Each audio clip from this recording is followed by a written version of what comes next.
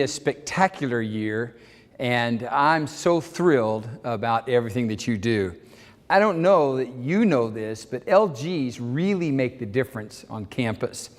What happens is it's sort of like a sports team.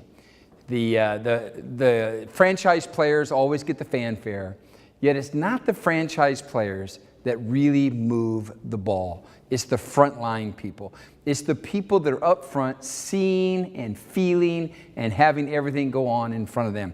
You get to meet students. And to have a fantastic year, what I want to do is just draw out a recipe for you to be able to do that.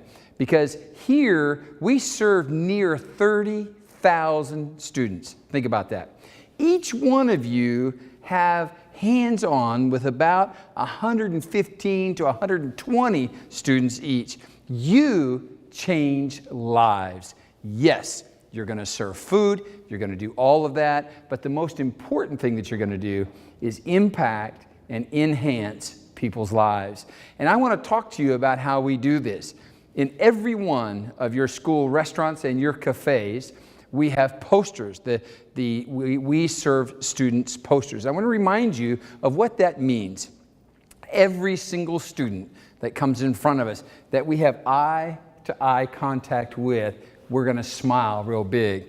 And I know that some of us here in this room, smiling is not really our gig. We have a hard time smiling. So what I want you to do right now is just turn to that person that's sitting next to you or at your table or in the chair next to you. Just turn to them and give them a great big smile. Yes, yes, just like that. Now, turn back to that person that just smiled at them and say, gosh, you have a magnificent smile. Go ahead, do it. Yeah, yeah. Now, turn back to that person and say, you betcha I do. And when you do that, look what happened in this room. Everybody started laughing. Everybody started giggling because there's something about a smile that elevates people. That's the second thing that we do every single time that we see a student.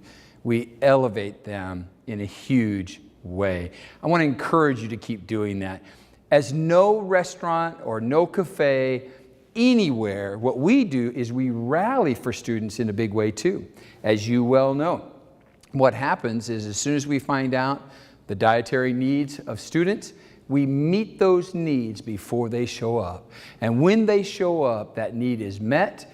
And in meeting that need, what happens is they're not singled out. They're not in front of everybody knowing they have special needs.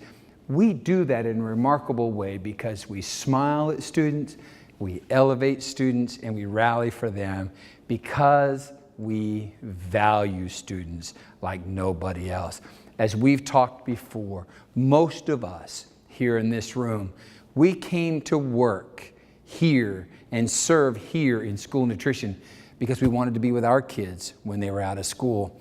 When we came here, we didn't know very many students, yet it didn't take long, did it? It didn't take long, and all these students that were in our restaurant or our cafe became our students. They became our kids.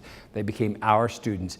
And you see them in the neighborhoods, you see them at the stores, and they recognize who you are. And they sometimes will say, hey, teacher, because the truth is, when we serve students, not only do we smile at them, not only do we elevate them, not only do we rally for them, not only do we value them, we educate them.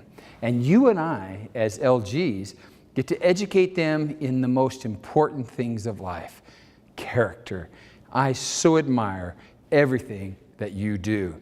And so what I would like to do in these next few moments together, I'd like to suggest to you a recipe that'll work throughout the year to give us a spectacular year this year as we serve students.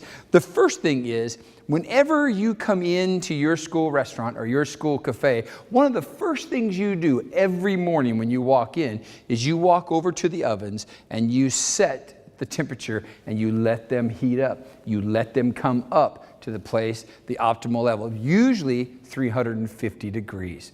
And then you go to work doing everything else you're going to do before you place the food that's going to be served to students.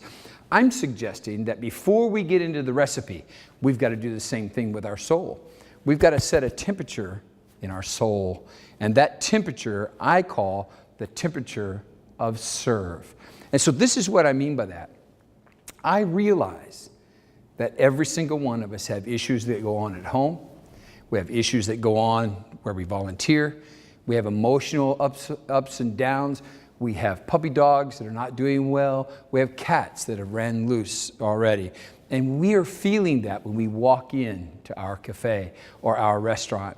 And here's what has to happen. For us to be able to have a spectacular year and fulfill this recipe, we have to walk in and set the temperature of our soul to serve, which means that I'm here to serve for the best interest of everybody else, all of my customers. Now, who are my customers? My customers here at a school restaurant or a school cafe, number one, always number one, are the students. Every time they come down to the students. Number two is probably the parents. Somehow we have to communicate and connect to moms and dads and that parental person that fulfills that role in our students' lives. And then thirdly is the school staff, the campus staff that's here on campus. We have to learn how to do that. And so when we set our temperature to serve and not be served, it gives us a clearer understanding of how to do what we must do. And so the first thing that we've got to do to the ingredients to having a spectacular year, the very first one, the very first ingredient is simply this. We have to recall the why we're here.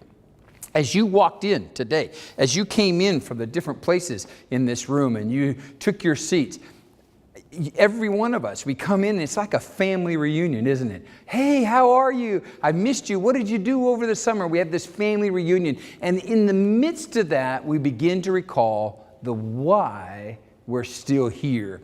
The reason that we are here primarily is for our students and the children we serve, isn't it? It truly is. And as I'm saying that right now, what's happening across this room, you're remembering students that you're going to get to see in just a few days. They're going to be coming in for breakfast. And some of those students that come in for the very first time in weeks are going to feel the love of you that they haven't felt from anybody because their lives are so different than they were in our grandparents' day. If you look back in our grandparents' day, what was happening in most families, you had dad who went to work and mom who took care of the home. And it was mom and dad. Well, as time has traveled on, today it's exactly the opposite, isn't it? In some homes, there's not two parents. In some homes, it's a mixed kind of a situation. And there's turmoil in homes. And that's why when our students show up, they need us to be there focused on them. And that's in recalling the why is primarily for children and students. The second thing is this.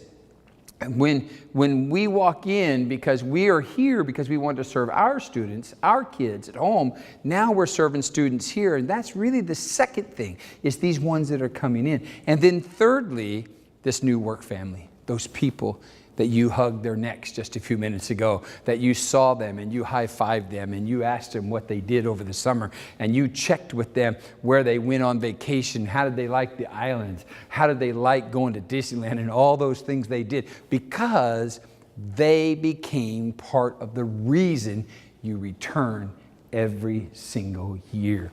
Sitting around you is hundreds of years of experience in serving students, because you've been here. Some of you came here thinking, I'll only be here for a couple years.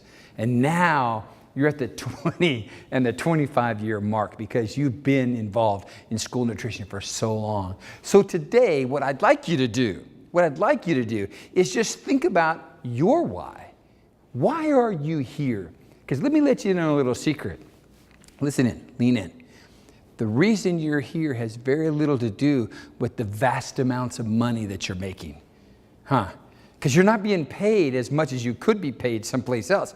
The big reason why you're here is for students, because those students have transcended into being your children.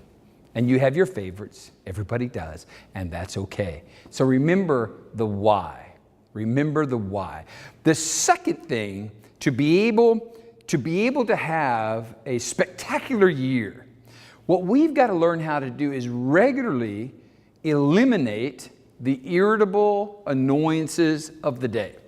The irritable annoyances of the day. And you know exactly what I'm talking about.